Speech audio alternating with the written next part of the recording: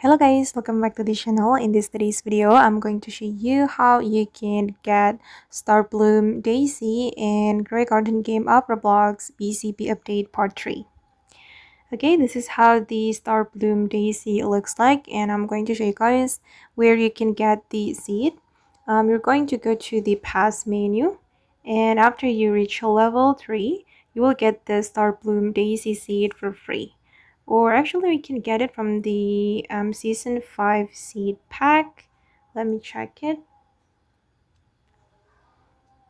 Okay, you have 40% chance to get the Star Bloom Daisy seed.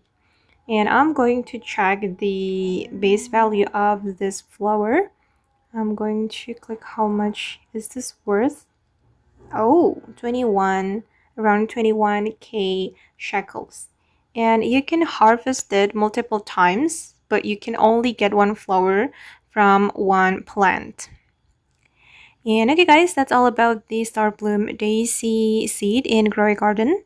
I hope this video will be useful for you. Thank you so much for watching, and bye.